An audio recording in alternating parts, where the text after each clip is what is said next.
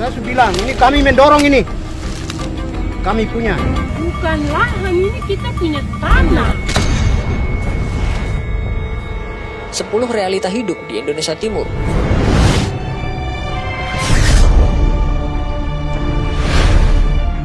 Indonesia dibagi menjadi 3 zona waktu, Indonesia bagian barat, bagian tengah, dan terakhir yaitu bagian timur. Indonesia bagian timur meliputi wilayah Maluku dan Irian Jaya atau Papua. Selama ini, memang kehidupan di Maluku ataupun Papua kurang diliput oleh media.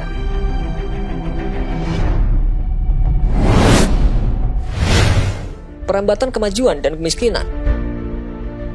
Sebenarnya, Maluku dan Papua memiliki potensi yang sungguh besar untuk berkembang, namun selalu terhambat dikarenakan lokasinya yang sulit dijangkau.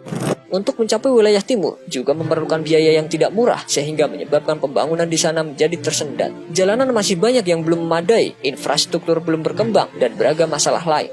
Terlebih lagi, karena faktor kemiskinannya, banyak warga yang kurang mampu untuk memenuhi kebutuhan hidup minimum, contohnya pangan, sandang, papan, dan kesehatan.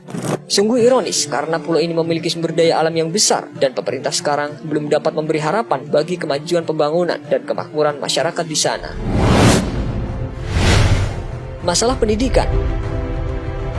Perlambatan kemajuan juga disebabkan oleh masalah pendidikan yang ada. Seharusnya pendidikan itu dirasakan oleh seluruh pelosok di Indonesia, bukan hanya di kota-kota besar saja.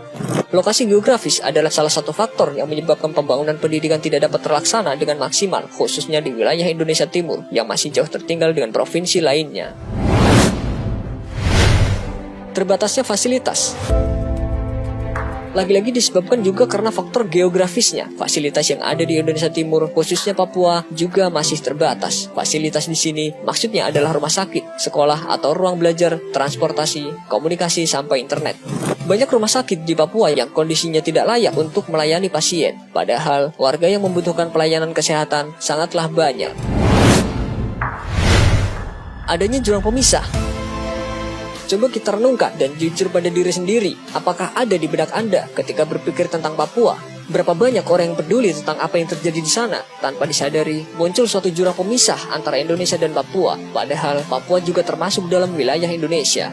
Akhirnya, ketidakadilan dan penindasan pun terjadi, dan masyarakat Papua lah yang terkena imbasnya. Rusaknya HAM. Sudah bukan rahasia umum lagi jika telah terjadi banyak pelanggaran HAM di Papua, baik yang tercatat maupun yang tidak tercatat. Insiden seperti penyiksaan, penyerangan warga oleh aparat, konflik antar suku, bahkan penembakan misterius. Kasus terakhir yang pernah menyita perhatian umum adalah tewasnya 4 orang pelajar setelah ditembak orang tak dikenal. Banyak orang bilang bahwa hukum yang berlaku di sana adalah hukum rimba. Biaya hidup tinggi. Jayapura adalah kota nomor 2 di Indonesia dengan biaya hidup paling tinggi setelah Jakarta. Statistik ini berasal dari BPS atau Badan Pusat Statistik tahun 2015. Biaya yang harus dikeluarkan satu keluarga atau rumah tangga per bulan untuk memenuhi kebutuhan hidupnya seperti makanan, minuman, sewa rumah, sabun mandi, dan sebagainya mencapai hampir 7 juta rupiah per bulan dengan rata-rata jumlah anggota keluarga sebanyak 4 orang. Sanitasi yang buruk.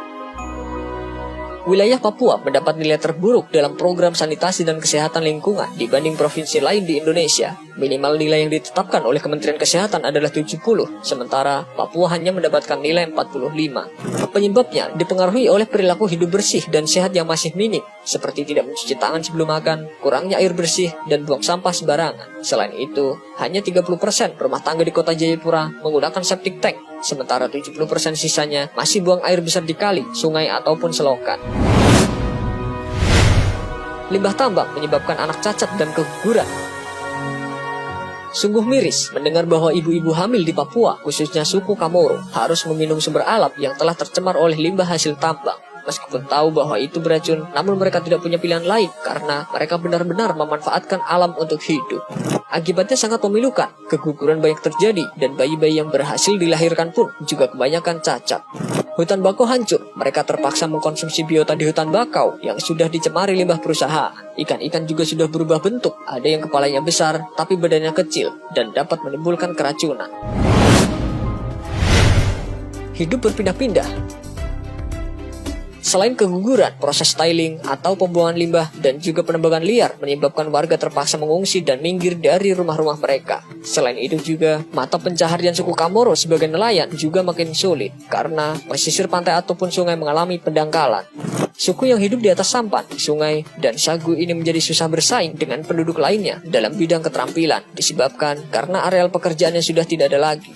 Tak cukup sampai di situ, alasan lainnya mereka hidup berpindah-pindah adalah karena didera ketakutan akibat dari konflik bersenjata yang terjadi di sana.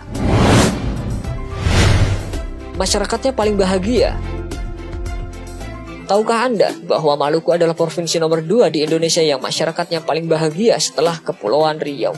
Kekayaan ekonomi memang bukan satu-satunya faktor yang menentukan tingkat kebahagiaan seseorang. Banyak aspek lainnya, seperti misalnya keharmonisan keluarga, karena semua orang berhak untuk bahagia. Saya tetap berjanji untuk memajukan Papua.